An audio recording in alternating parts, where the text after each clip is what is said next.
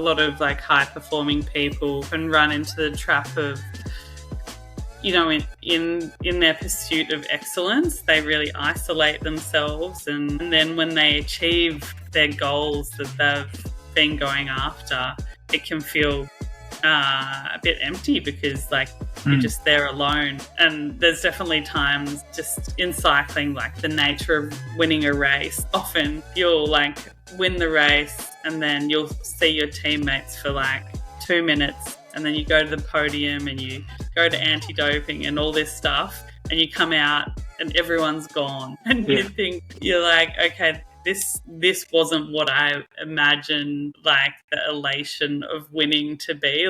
It's actually a real letdown.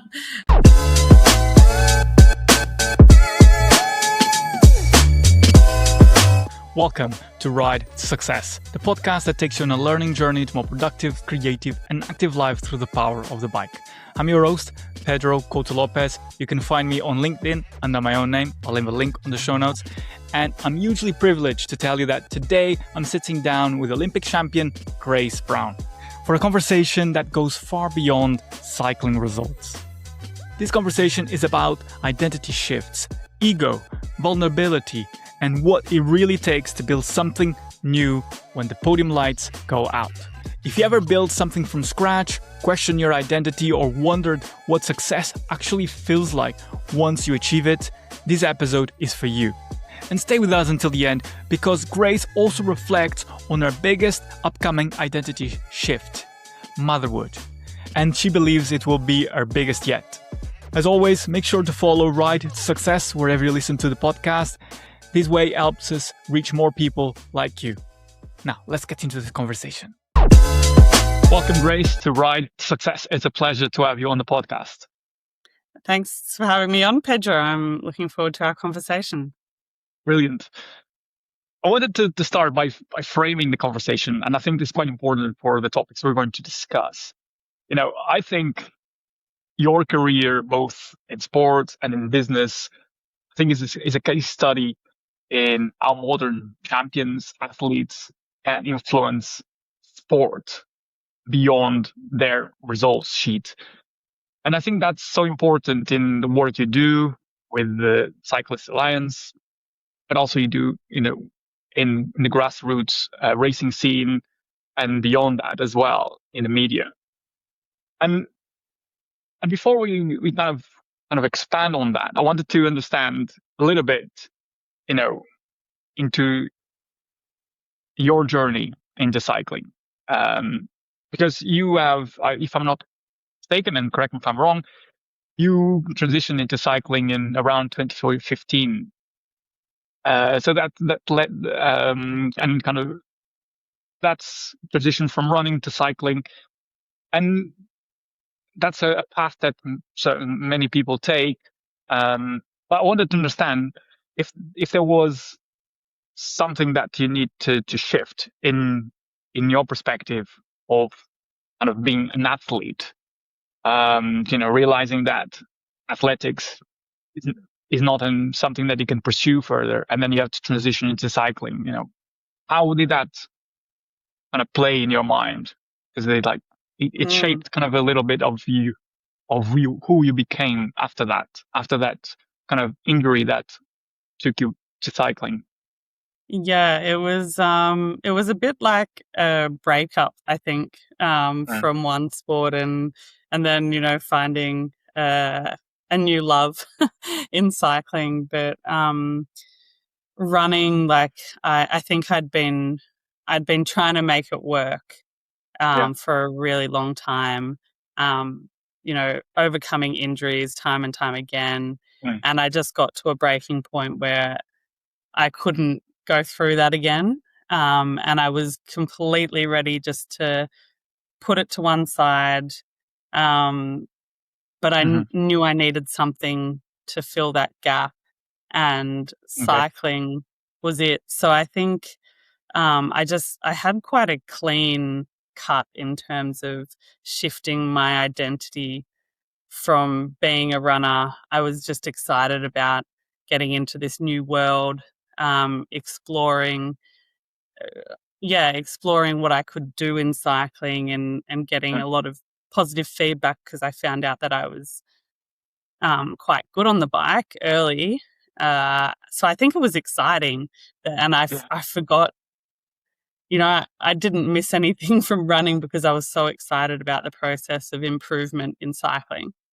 Yeah. I mean, that's one of the great things about when you start cycling, or I guess any other sport, is that the progression curve is, you rise up very quickly.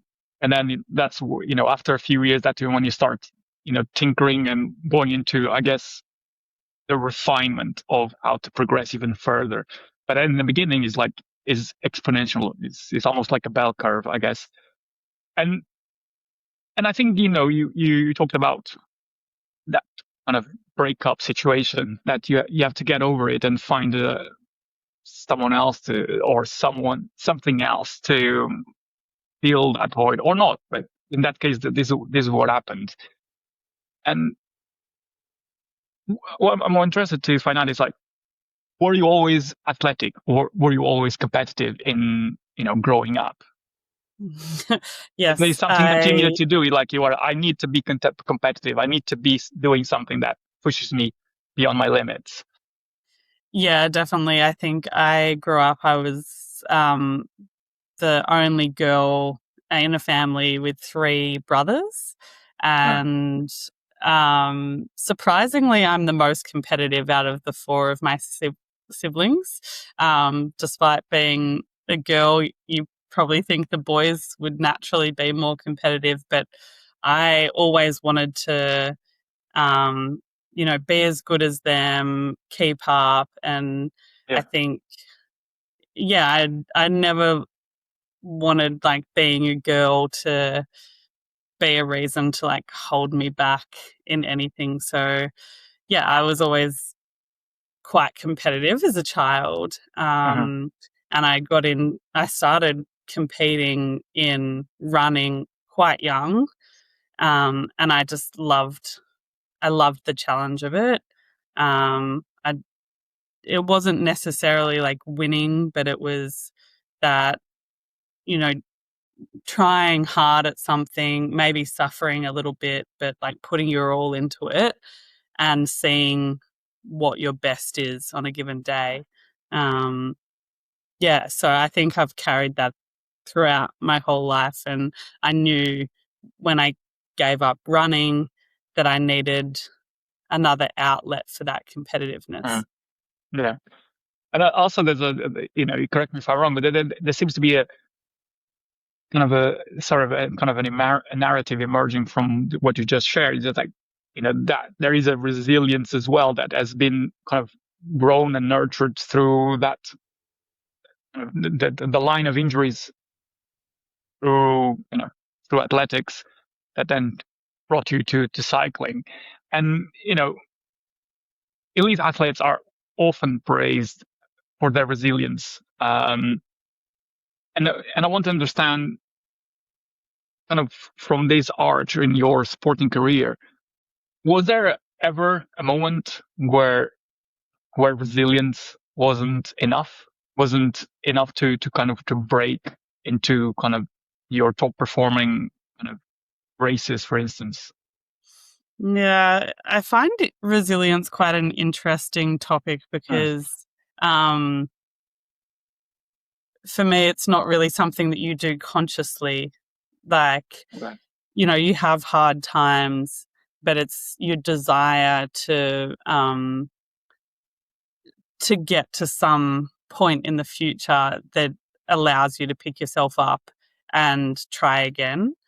Um, and I think, so throughout my whole career, I had that impetus, like, you know, in cycling where you crash, you break bones, you have those rock bottom moments. But it was really like knowing that there was something I wanted to achieve that motivated me to start again, and put the work in again. Um, but I think, if there's a moment where resilience sort of doesn't start showing up anymore, that's I would say probably the end of my career when I'd decided that I'd had enough and I'd achieved what I wanted to in sport. I didn't have like a moment where I hit rock bottom or anything. But I made a decision that, I'd achieved what I wanted to in the sport in a way, if that makes sense. Mm-hmm. Yeah, it makes total sense because it's like there is, I guess you set yourself targets, goalposts, and I mean that allows you as well to build in kind of the resilience, that kind of push through the setbacks and get to where you need to, where your objectives are.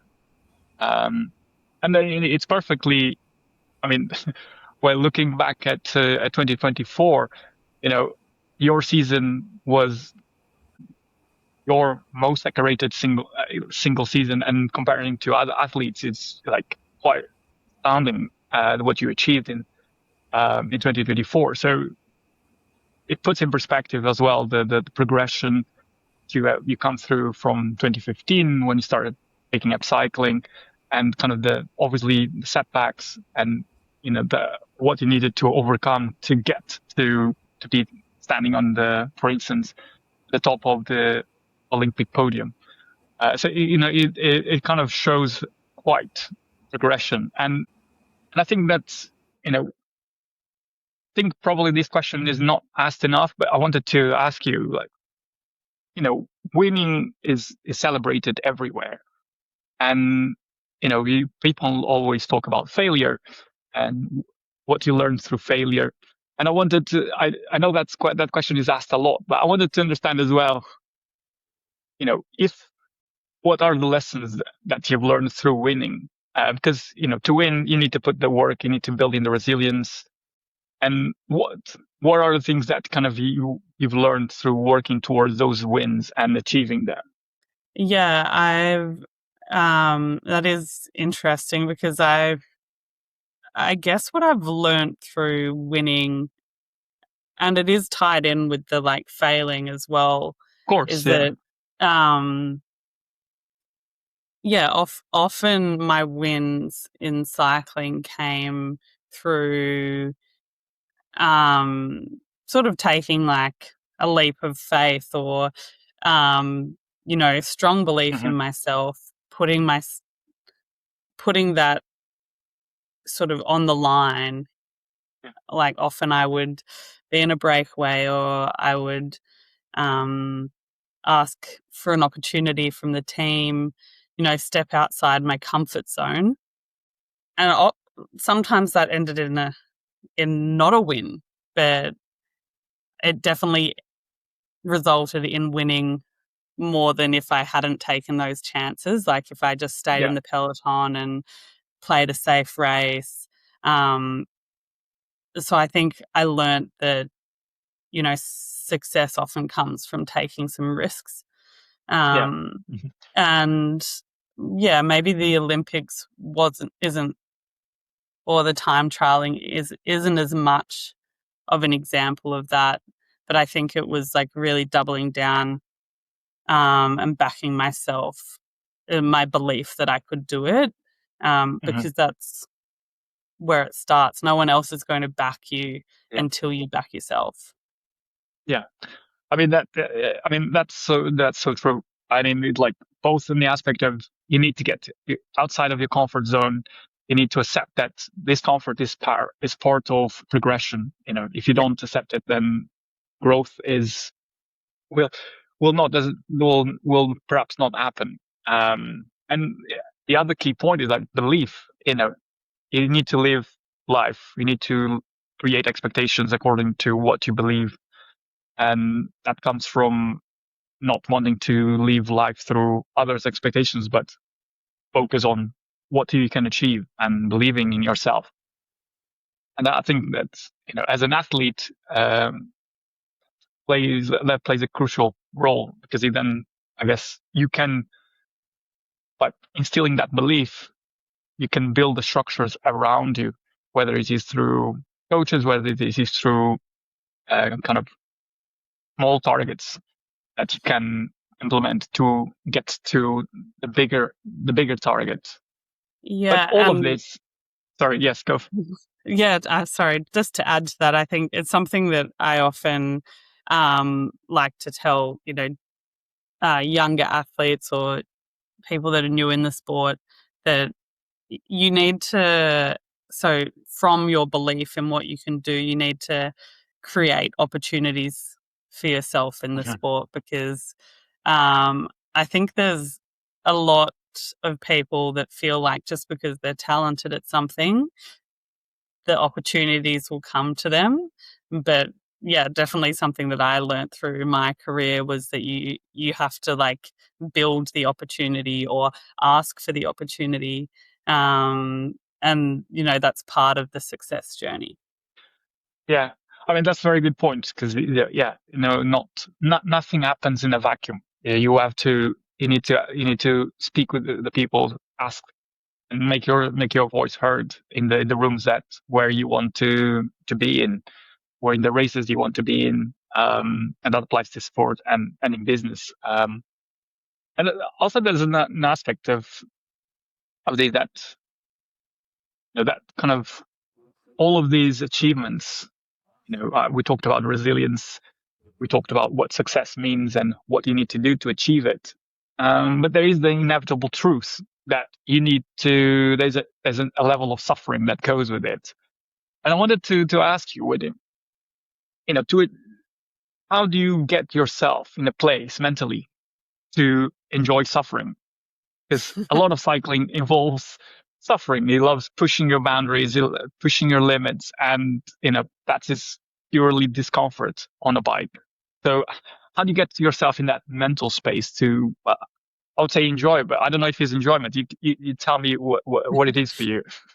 Yeah, I don't know if it's enjoyment, but it's definitely.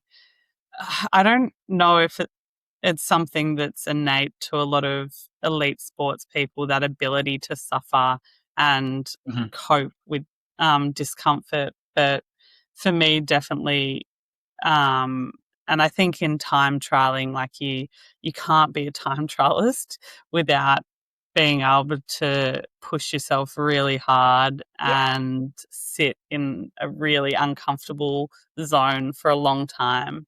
Um, and yeah, I think I just had a lot of internal dialogue about, Mhm. accepting the pain that I was in, that it was like taking me to a result that I believed I was worthy of. Um, like on the start line of the Paris Olympics, for example, I was telling myself, you're strong, you can win this. Yes, it's going to hurt, Mhm. but that's what will win it for you. Like, it's temporary. I think that even though it hurts for quite a while, there's always going to be an end point. um, so and also acknowledging that you're choosing to do it. Like, it's this it's your own autonomy to put yourself through this pain to get to a Mhm. certain point. It's not being inflicted on you by someone else. So Yeah. Yeah. all of those things sort of come into, I think, being able to, yeah, to do it. And then if you get rewarded with a good result, it becomes easier to do it again. Yeah. Yeah. I mean, it's interesting hearing you saying that because a while back I interviewed Paralympian Sarah Story, and she kind of describes a similar attitude. It's like you need to accept that is a choice. It's a choice that you are on the start line. It's a choice that you are going to suffer. You're going to be put yourself in that huge pain threshold to get to a medal, for instance, and and acceptance of you know who you are and what you want to achieve. It's kind of reframes, if you will, reframes kind of the race, the effort that you're going to put on your bike. And I wanted to kind of understand from your perspective if, like, with, for instance, being at the world champions being at the Olympic Games, that comes with a high level of pressure. I mean, for me, I'm looking outwards from as a sports fan. I haven't been in World Champions or an Olympics game, so I can't say for that. But what how does an athlete competing at that level deal with that amount of pressure? Yeah. For me, I think what worked was, I mean, there's a number of things, like understanding to begin with that often the most pressure comes from yourself and your own expectations. Uh-huh. Um, but yeah, when you go after a really big goal and you feel like everyone is expecting a certain result from you, like the Olympic gold medal, like winning the world championships, Yeah. um, I, I decided to take it as evidence that everyone out, or not everyone, but a lot of people out there believed in me and what I could do. So I took that as a strength. But I also worked with a sports psychologist, because I Mhm. started thinking, okay, well, what if, what if I let all these people down that are believing in me, and I don't achieve what they think that I can achieve. Um, and in the lead up to the Olympics in particular, we worked on, okay, well, let's reframe it to, what is success on the day? Um, and that was me getting the absolute best out of myself in the race, from the start line Mhm. to the finish line, in the preparation. But once I got to the finish line, I couldn't control the outcome. So I focused all my mental energy on what could I do to be my best in those moments before the finish line. And once I got there, what would be the color medal, whether I got a medal at all. But yeah, I think that really helped me, sort Mhm. of see that as long as I put my all into the race, then I couldn't be disappointed, because what more could I ask of myself? Yeah. Like there was nothing left that I could do. If my best wasn't good enough, then that's just what it had to be. So Mhm. yeah, it was. I think that really helped me to stop thinking about, well, what if I don't achieve this goal? Yeah. Yeah. I think it presents like control the controllables and Yeah, and reframe it into a positive light. And I think that's you can take that lesson for many things, for many aspects in life, whether it is starting a business as you have done, or just on a day-to-day life. You can't you can't worry too much, I believe, about things that you can't control over. And perhaps that's kind of a path that is not going to we is not going to be very enjoyable, if you will. And I mean, one of the things that comes through what he's sharing is that there is a lot. There's a um, kind of a threading line that is really focused on getting the best of yourself, and kind of where performance is at the top level. And I wanted to ask, and because this is something that, for instance, for people that enjoy cycling, like myself, that they are at club level, they just enjoy going out on bike rides, and then find a community that supports them. Cycling becomes a strong part of their identity. That's how they meet friends. That how they bond with other people, and I think that's in some way, you know, also becomes part of an athlete's identity. That's striving for the elite performance, striving for best that they can achieve. And, so my question is is performance still centered around your life as it was when you were competing at the highest level? Is that kind of that narrative still going through your head? Like whether it is starting Sunmotion, like I need to be best I can be, I need to do everything I can to make this succeed. And how do I get there? Yeah, I think that mindset is really hard for me to separate from. Mm, Um, it's been my approach in a lot of things that I've done in life, and really sort of compounded during my cycling career, that um that performance focus. And I was conscious when I retired that I had to separate my experience with cycling from needing to perform. hmm And that's been hard, like just reframing, like Yeah. just going for a ride with friends, and um, just enjoying being on the bike and not having a goal or not trying to improve myself, accepting that, okay, I'm retired now, I'm not training like a professional and I'm going to get worse. Like, I think that's a difficult thing, because Yeah. since I started cycling, it's always been about getting better.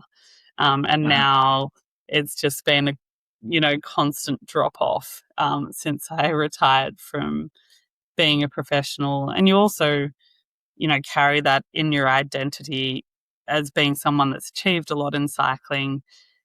If you go out on the bike, I think people expect you to be at a certain level. It's humbling if you're not.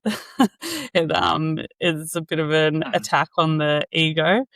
Yeah. Um, but yeah, I've definitely taken that, what what I consciously tried to remove from my relationship with cycling, I've put into starting a business, and other aspects of my life where I do put myself under pressure, I think, to um, do it in the best way possible. So Mm.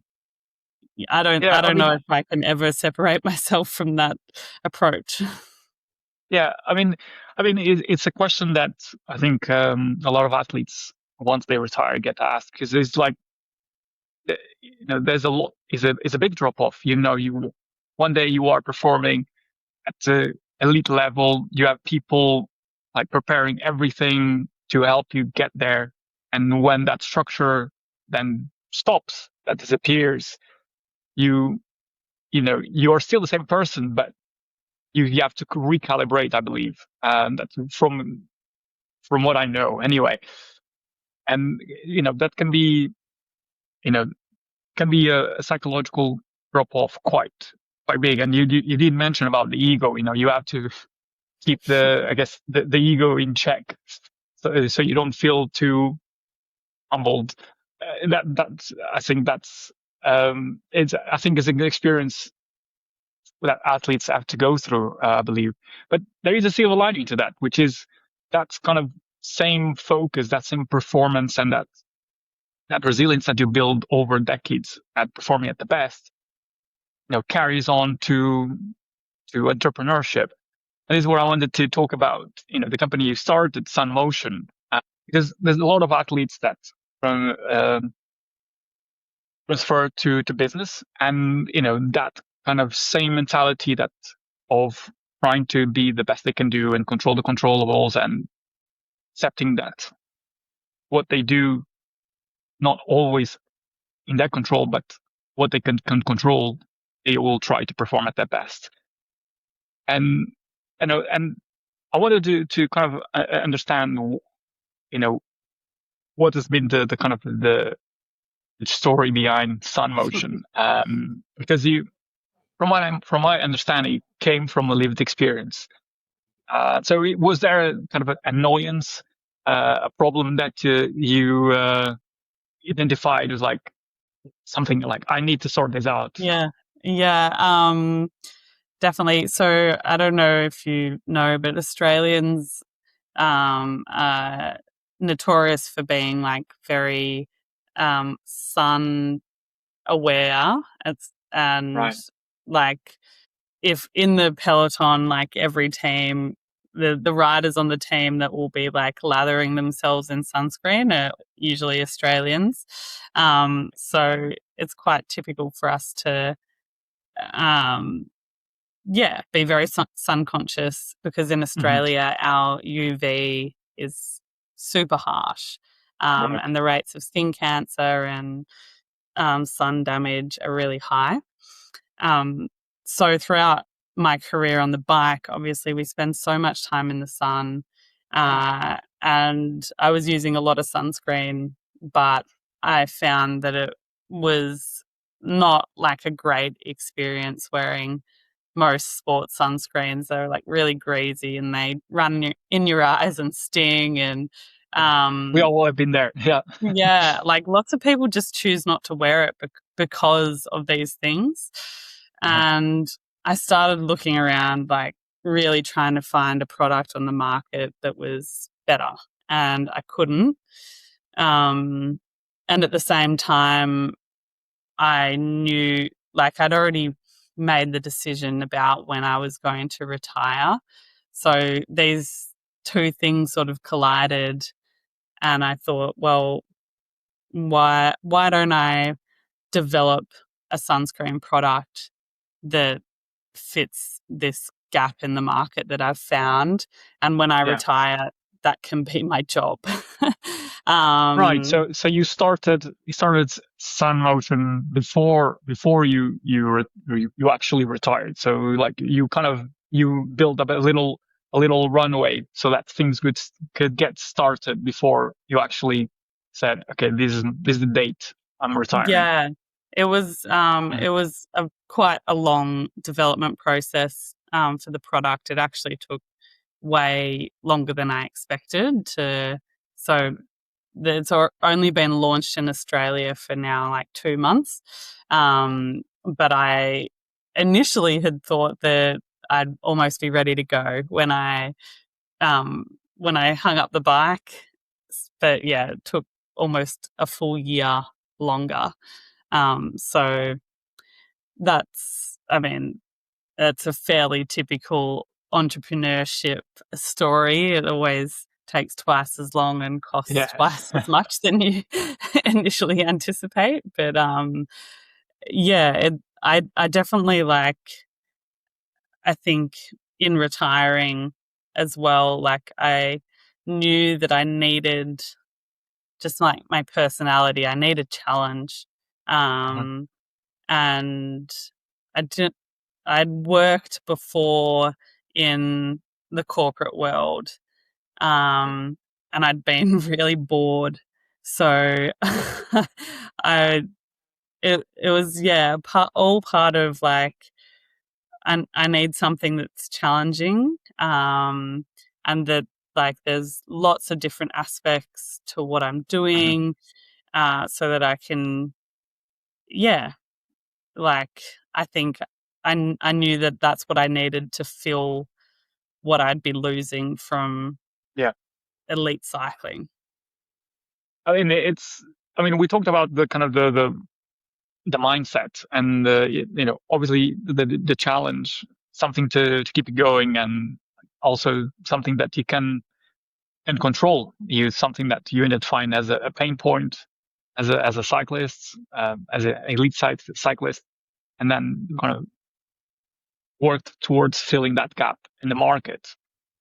And is there been kind of you mentioned about finding a challenge to carry you over after you retire, but has there been a mindset that you've used, a mindset or a toolkit that you used as a cyclist, a professional cyclist, that you now still use in on your entrepreneurial journey to kind of carry you over to keep the momentum going, as you rightly mentioned, the kind of the growing pains of starting a business, which is like some things are just tiring slow.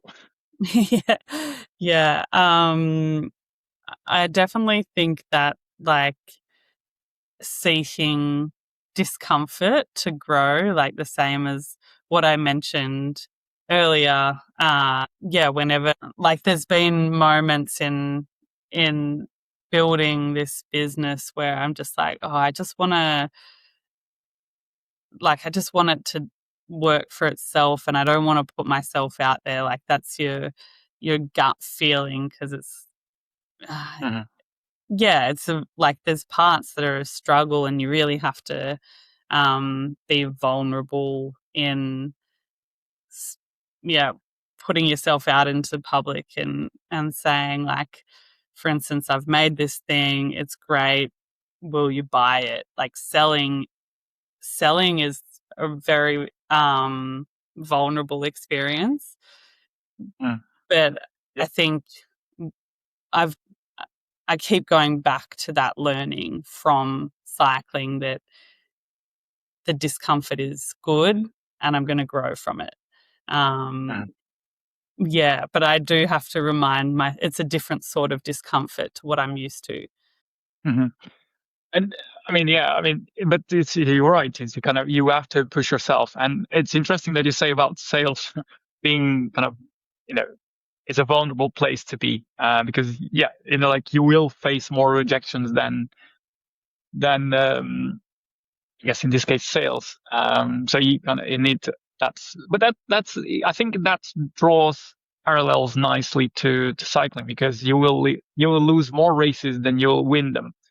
So Yeah, perhaps there is a parallel there where you need to accept that there are races that you're not going to be competitive in, or you are there to help someone else achieve their goals, and yeah. focus on others. I I mean, think what the other, yes, go for it. Yeah. sorry. I think what I've found, like, difficult though, and like very different to sport, is that um often in sport, like, it was really contained. You can contain Hmm. it to your own performance, Okay. whereas um now it's like, okay, well, I can try and do my best, but still, like, you can be rejected. Mm. Um, Yeah. so it's like, you can't you can't make someone want the thing that you're trying to give. But Mhm. I guess that comes a little bit in sport as well, if you're really trying hard at something, but it's like, it's not going anywhere. Yeah. I was just very lucky in cycling that when I put in the effort, um, it often ended in a result. So Yeah, then there is that element of luck, of course, and that applies to any aspect of life. Um, you know, but then some people would argue that you work towards your own luck, and that yeah, you mentioned earlier on. You need to also uh, be open to ask for the opportunity, and that's if you're not asking for those opportunities, if you're not knocking on those people's doors and saying, "Look at my product," you know, then the opportunity or the luck, it doesn't present itself to yourself, yeah, to you. And one of the things as well is that kind of strikes me as interesting to explore is that um, there is we're talking about the kind of the ego here, but there is the credibility that you carry over from being a professional cyclist at the top level, um, and then that kind of that credibility carries over to your business, to Sunmotion. And there is an important aspect, because Sunmotion and you are very connected, are yeah, if you will, are one, and you carry the brand with your own personal brand, with your own personal successes. So there is a intertwined relationship here. yeah. And my question is, do you think that the brand itself, on a Sand Motion, where do you see it standing on its own? So you mentioned about having to put yourself forward, because you need Mm. to say, look at my product, this is great, and you buy it. So there is an element of like, is where does it come the point where the brand can stand by on its own? Yeah, Or well, I'm definitely not at that point yet, but that's the ultimate goal to have the brand with its own credibility that's not attached to me as the founder.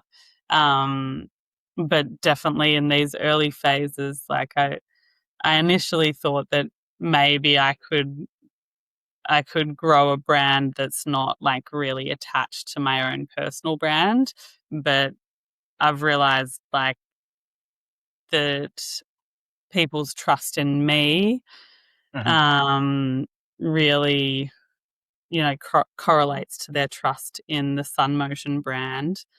Also, anyone that wants to work with the brand, knowing me as the founder and what I've achieved in sport, they know that like I can work hard, that I'm resilient, that I'll um, you know keep pushing it and I won't give up. So they're more likely to you know want to work with me because Mhm. I'm reliable, I guess. And then I think just like the brand recognition and awareness, like Mhm. that's feeding off my own identity a bit at the moment. But yeah, gradually just trying to feed that so that people recognize the brand without me. Mhm. I mean, one of the points you touched just now is the kind of, people will, there's a lot of brands that are created from athletes wanting to create business that will carry them over after their retirement. There will a lot of content creators that create brands so that they can have extra revenue source. And one of the things one aspect that is kind of, I think it's crosses all of these areas is that the crux of it, you have to have founder that is willing to put the work in, is willing to give it 100% to R&D, to marketing, to sales. And when it comes to a product, that story, that kind of narrative, when communicated effectively to the public, and and when attached to the credibility that you bring from your own sporting career, that is that presents itself as a brilliant combination, because the people are looking at the product with the credibility that you bring, and obviously that can present itself its own downfalls if the product is not good enough. But if the work ethic and the kind of the commitment is there, then people are investing in a person, and that then the word of mouth will spread, and then people will start to see product for the product rather Yeah, than thinking of Sunmotion now is Grace Brown. yeah, yeah. Um, I think definitely like I've already seen a bit the the first all the first sales, like I probably knew at least 75% of the names of people mhm, that bought in the first couple of weeks.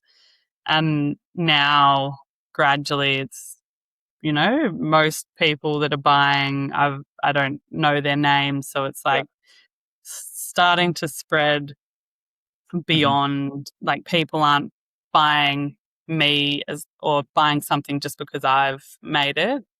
They're potentially buying it because they've heard that it's good, or yeah, um or somehow the message has reached them and exactly, it's yeah, a product that they need. So yeah. yeah.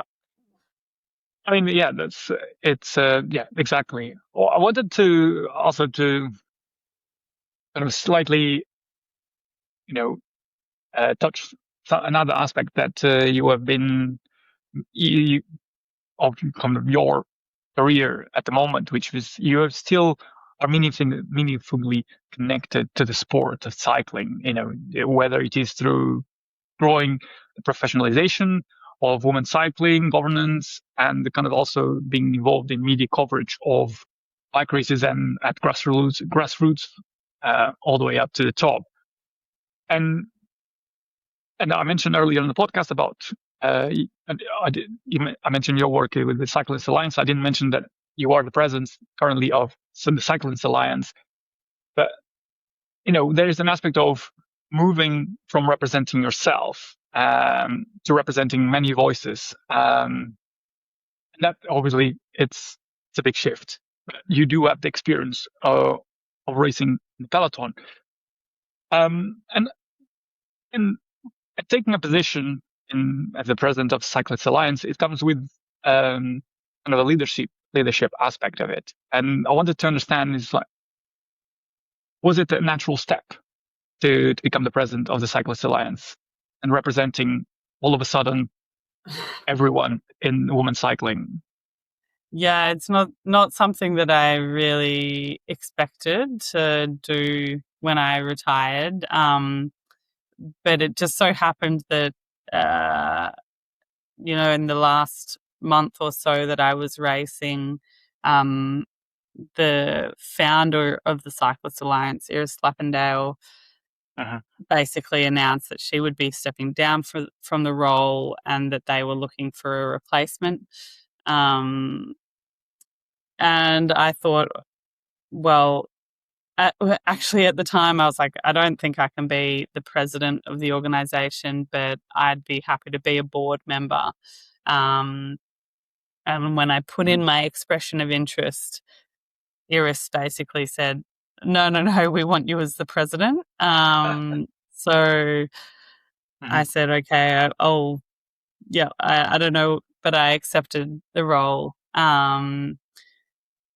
And I think I'd always felt that the work that the Cyclists Alliance did was really important. And I believed in, the collective voice of the peloton and trying to fight for better standards, especially on the women's side of the sport that definitely struggled to have a voice compared to the men's. So I had a real strong values alignment with that. It has been difficult, I think, being in Australia and not being close to the peloton to really feel like I can truly represent the voice of the women's peloton from afar. But yeah, I think it's still important having someone there that is willing to speak up and be an advocate. Because often when you're entrenched in the sport, it is hard to sort of put your head above the crowd and say things that are uncomfortable or might get you in trouble. Yeah. But now you are in the position that you can do that. You can stand up, speak up. And I wanted to, there's been a lot of very, very, very positive developments into professionalizing the women's peloton and bringing, whether it is salary up, whether it is other policies. I wanted to ask this question from a place of curiosity. What is for you, one or a few truths about the women's professional cycling peloton scene that I think that, in your perspective, still makes people uncomfortable or need to be said? Yeah, that's a tricky question. I think women's cycling, people keep trying to push it into being like men's cycling, and I think what we really, to get the best out of the women's side of the sport, we need to separate it from the historical nature of what the men's is and accept that it can have its own path. And I think a lot of the growing pains that the Women's World Tour has had in recent years is because it's a bit of a copy and paste. Like, this is what the men are doing, so we'll just try and squeeze the women into that same shape. Yeah. So I don't know if that's like an uncomfortable truth, but yeah, that's where my mind went. Yeah, I mean, I think through interviewing on the podcast other women working within women cycling, that's something that comes up again and again. Whether like where we, women cycling doesn't need to fit to what has been created by the men's cycling. It needs to, from what I understand, it needs to exist by itself. And Yeah, there seems to be a kind of a source of discussion and conflict, perhaps, is trying yeah, it's to like roll it on saying, yeah, it mirrors a little bit the conversation that we were having about, the Sunmotion brand and my personal brand. Like, at the moment, women's cycling is really borrowing from men's cycling, okay, the history, and trying to uh, get the fans of men's cycling into women's cycling. Um, but it's not. It needs to be able to grow and sustain itself, rather than forcing. Trying to. It's almost like there's fans or like people that love men's cycling, and now we're just trying to force women's cycling onto them. But there are actually like a lot of fans that just love women's cycling, like that's exactly, yeah, their thing, and maybe we should nurture like that side more and grow it rather than forcing it. And the men, like, the men's system's broken anyway. Like, it's not a perfect template to yeah, try and make women's the same. So yeah, hmm yeah. I mean, yeah, I think well, it sounds like it's from that as many people are working on it, and there will be an outcome, there will be a solution to it, but it seems that the work is still being carried out to make it happen, and that's one of the things of advocacy and policy is that you know it, it often takes longer than when you expect it to take, and and I think that's how the kind of as in your role in the Cyclists Alliance, how do you prepare for that? Because some of the progress, you know, whether it's lobbying for new policies, not lobbying for new rules and regulations, progress can often feel slow, um, yeah, and invisible to the fans. So how do you deal with that? Because it's other, yeah, yeah. It's very difficult. And also I think like the Cyclists Alliance is still not recognised by the UCI. So a hmm lot of the ideas that we have aren't listened to, um, and it just makes it even more slow.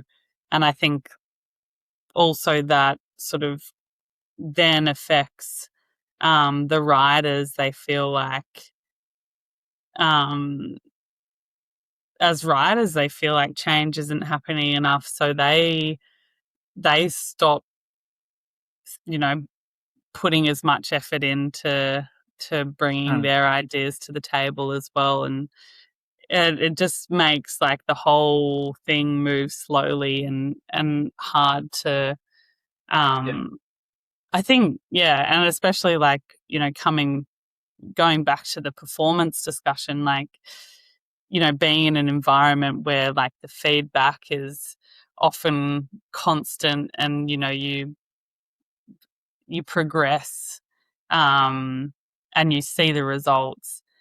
In advocacy, it's really a slow burn, and it's not, you don't get much appreciation for what you do either. So I think it's been a big learning curve being in Yeah. the role with the Cyclists Alliance, and definitely a difficult one. But yeah, that doesn't mean Mhm. that it's any less valuable. Yeah, for sure. I mean, one of the things that like what I wanted to focus is like on the positives since your presidency. What have been the positives? For many, but what have been the positives of being involved with the Cyclist Alliance? I think just, staying connected with the sport, and the really, like, the women's peloton is growing and professionalizing Mhm. year on year. And I say it's becoming harder to connect with the riders, which isn't necessarily a bad thing because Mm. they're seeing less problems.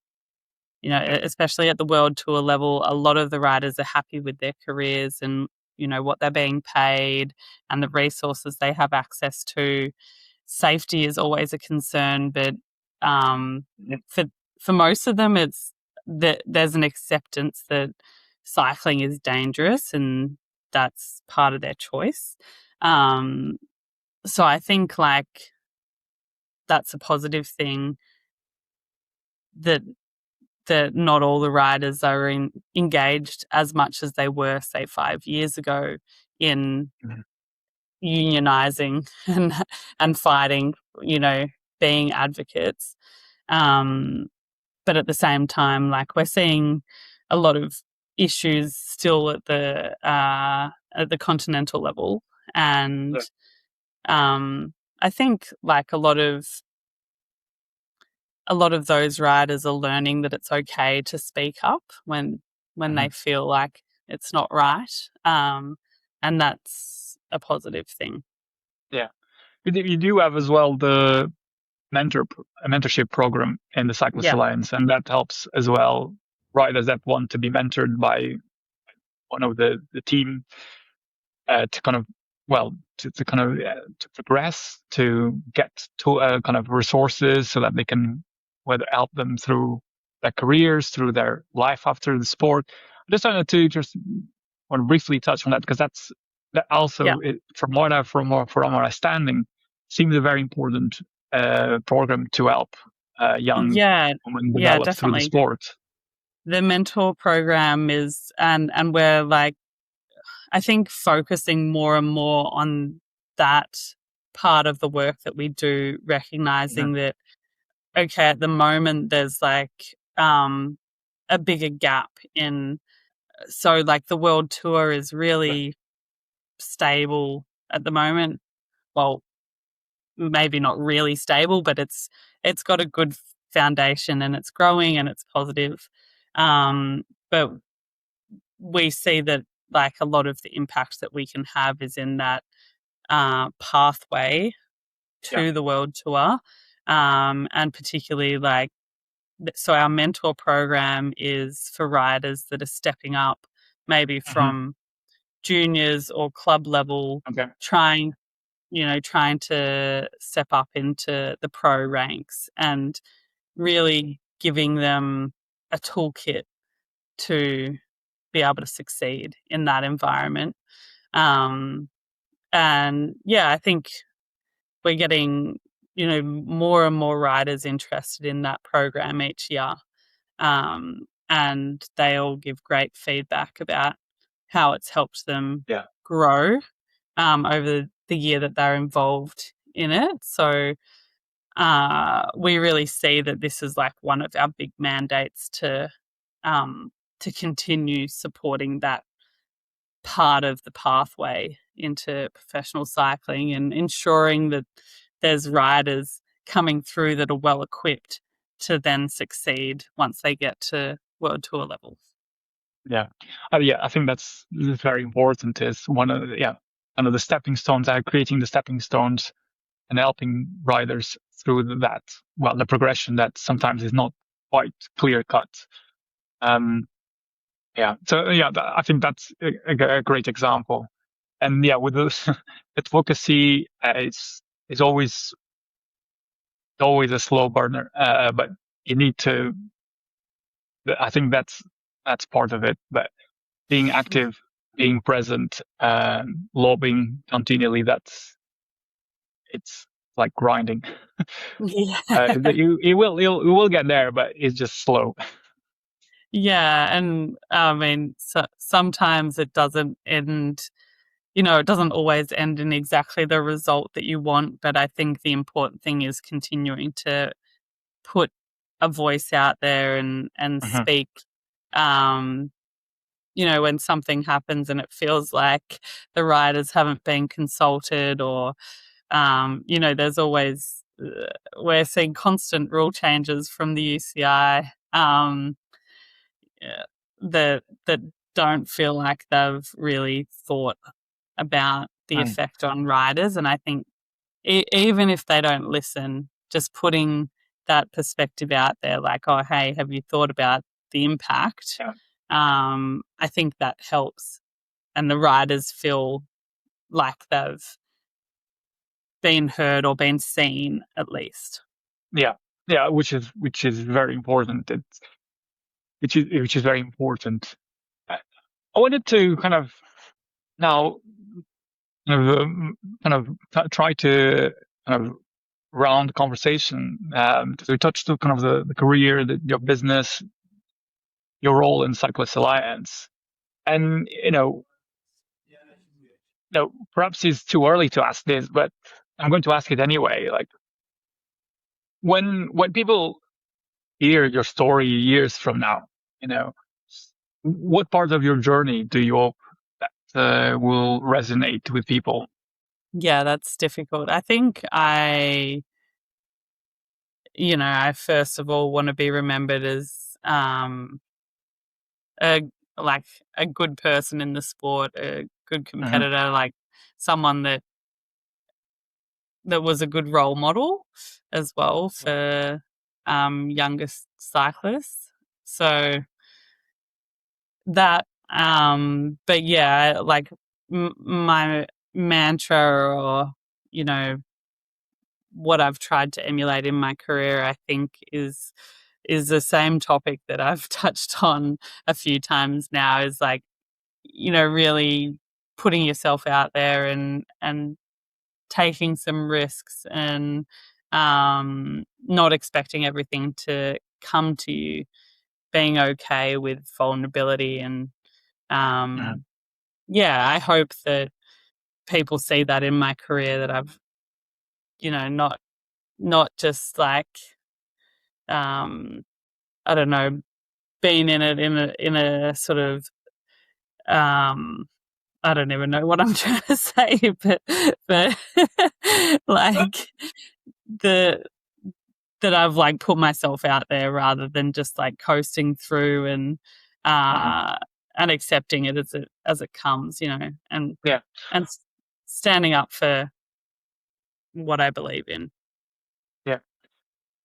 I mean, from where I stand, and obviously, where I stand is from an observer, a fan of the sport, fan is, that is that kind of role model that you, whether it's through mentorship, whether it's just through showing kind of work you've been doing, like being vulnerable about, the efforts and the setbacks. I think that's in a, in itself is very inspirational, because it, you know, obviously puts you in a pedestal, but you show what the work that has taken to get you there. And that's kind of through also showing younger riders what you need to do, and like how to prepare for that. Then that's an invaluable tool, to inspire young girls to take up cycling, or young female athletes to progress through the multiple steps to get it is a contract, whether it is through enjoying bike rides. So that's in itself is, I think, very, very valuable. I'm sure inspirational to Yeah. many, which is to me, including. Yeah, I think there's often like riders in the sport that you see that, it just seems like success just comes to them. But I think like it's nice to have some more, some alternative stories where, okay, there's success in the end. It wasn't, Mhm. constant success. And there was struggle to get there. There was like challenge. And it wasn't, and it was, yeah, sort of for me, like putting myself out on a limb sometimes.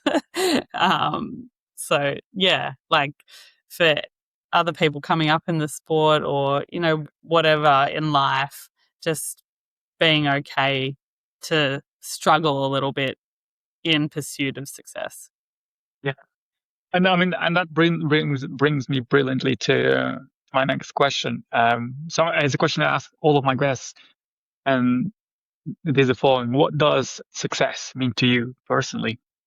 Yeah, I think it is like that, knowing I've um that I've really tried hard at something, and uh yeah, that I've got the best out of myself, and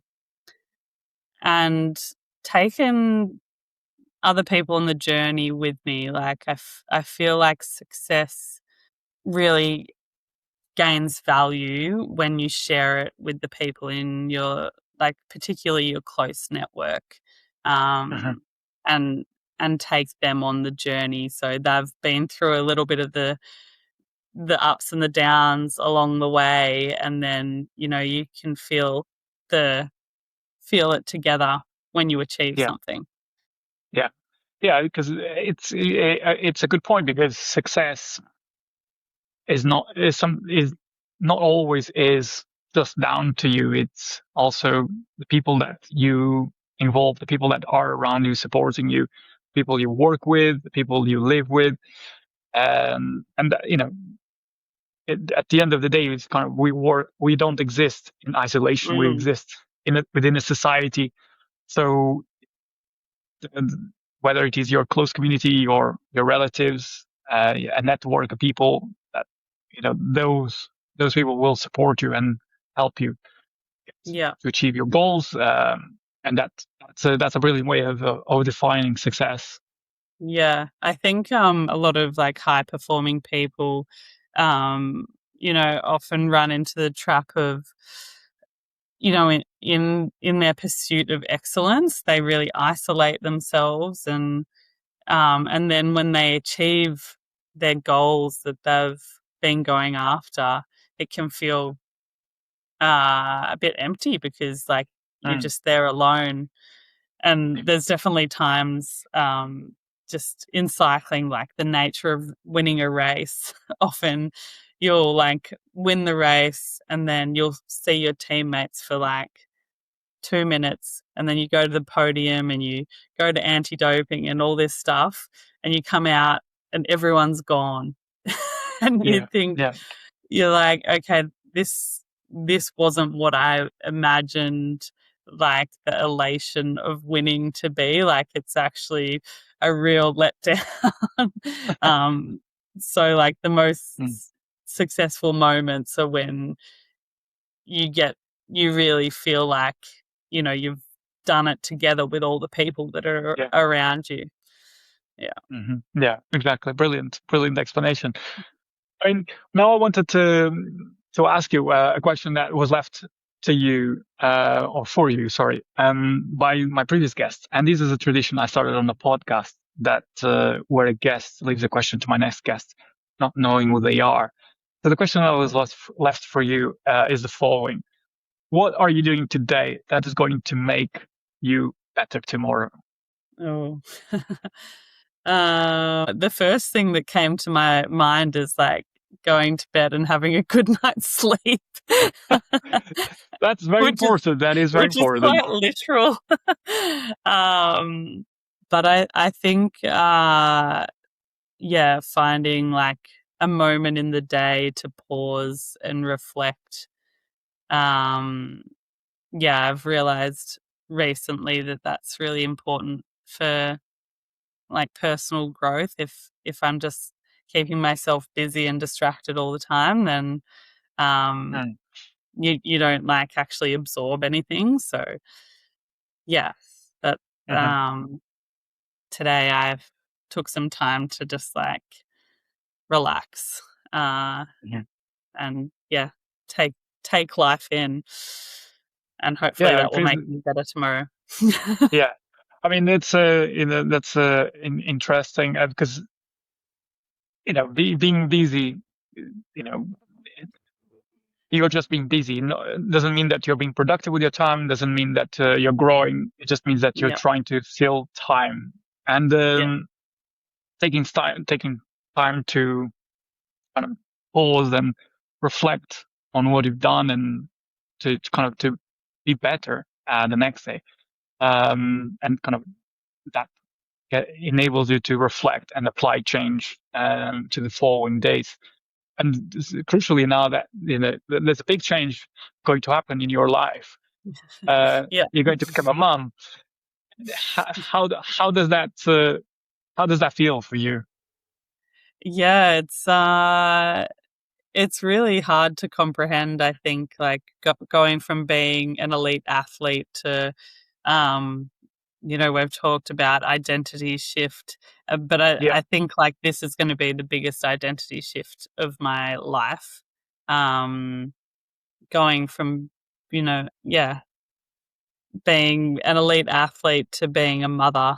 And I guess like I've always seen myself, we spoke about being tough and learning how to deal with pain and like push through difficult stuff. But as a mother, it's really like there's a softness about Mhm. being a mother, and a real nurturing that is not, I know that I'm capable of it, but it's not like how I've painted myself in my own mind for all my life leading up to this point. So, um, it'll be really interesting, I think, shifting into that dynamic. Um, but and of course, just everything else, the chaos that comes with it, having a small human in your life. Yeah, I know that it's not possible to 100% prepare for the Mhm. change, really. Yeah, yeah. Yeah. Well, I mean, I can empathize because, and having had a child just over a year ago, I can resonate with what you're saying, and it is a huge change in your life. But I think it has changed that for me. It's like there's a before and there's an after, and my life now is totally different than what it was before. But Yeah, for me, it's for the better. And I think that is, despite the lack of sleep and the constant tiredness, it's that that love for my son is, it's kind of unlimited. So it's also kind of a source of energy. Yeah, it's a beautiful time. yeah, Well, for me, it was a beautiful time, and it still is. yeah. So, Yes, I'm looking forward. I am looking forward to it. I'm looking forward to meeting this little human that's been sort of with me for the last 8 months, but a mystery. Uh, and yeah, gonna, gonna change my life. And I know that it's yeah, I know that it's for the better, but it mhm. is a dramatic change. Yeah, well, that's I can guarantee you that it is 100%. But it's a beautiful time as well. Um, I wanted to now, like, 'cause following the tradition, what question would you like to leave to my next guest? Yeah, since you since you asked that, I've been thinking, what can I ask the following guest? My question is, who's someone that's influenced your life that you've never had a chance to thank, and why? Wow, that's a brilliant question. That's a brilliant question. I'm always surprised by the questions that guests leave, because they are so, I think, very powerful, and always leave me and the guests thinking about and reflecting about not only the Yeah. meaning of the question, but also something that you could take beyond, and even listeners can ask themselves, because it's a brilliant question.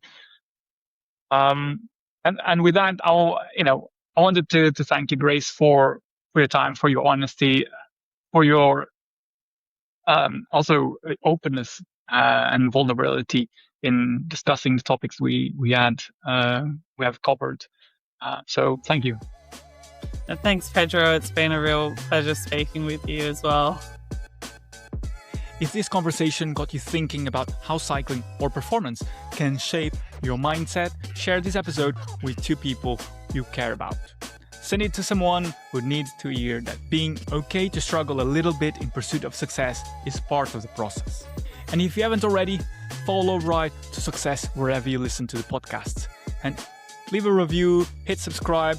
That small action helps this conversation reach more people like you who care about growth, leadership, and building something meaningful. Thank you for listening, and make sure to tune in next Monday for the next episode.